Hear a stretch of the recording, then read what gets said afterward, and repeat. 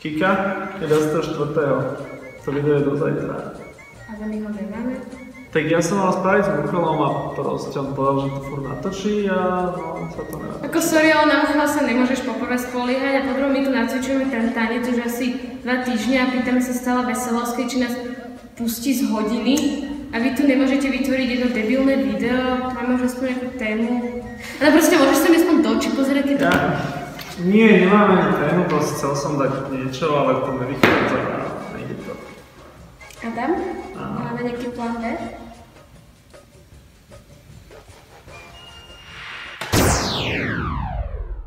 Haló, Kočaný, počujeme sa? Haló, prepínam. Kočaný, Kočaný. Už to točíš? Dobre. Adam, môžeme. Otázka, ktorá ťaží celú školu. Kto vyhrá OHA Chaos 2015? A tak sme sa rozhodli výjsť do chodiek a spýtať sa 30 respondentov, aký je ich názor. Nech sa páči, poďme. Chceme sa vás spýtať, kto myslíte, že vyhrá tohtoročnú olympiádu? Štvrtáci. Ste buď vy, alebo štvrtá B. Kto vyhrá OHčku? Tretiace! Štvrtá B? To vyhrá nejaká štvrtácka trieda, alebo po prípade prvácka trieda. Samozrejme držím palce štvrtej D. Dúfam, že všetkých porazia. Ne. Majdo. Asi myslím, že vyhrá tohtoročnú OHčku.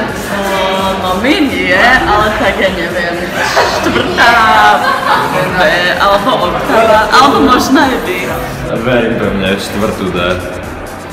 Jaj, no, bude to taká trojica, ale ťažko povedať. Netrúfam si teraz v tomto štádiu povedať, kto vyhrá. Tohtoročnú olympiádu. Quinta, samozrejme, lebo sme kolektív. Kto vyhrá olympiádu? Teraz mi to sem povedz. Ja si myslím, že Quinta. Dobre. Alebo máme Kvarta. Prečo si to myslíš? Lebo sú veľmi šikovní a sú najlepší z druhého stupňa. Máš tam frajer? Tohtoročnú OHčku určite vyhrá Oktava, lebo si to nezaslúžia. Sa tretiace, nie? Typujem, že také... Dobre, tak štvrtá D. Ďakujeme za odpoveď. Takto si myslíte, že vyhrá tú tohtoročnú OHčku? No ja pevne verím, že 4D. Ďakujeme! Prečo štvrtá B? Dobre, ďakujem. Samozrejme, že sekunda, lebo robíme najlepšie veci, všetko máme perfektné. Dobre, ďakujeme, perfektne. Štvrtá D.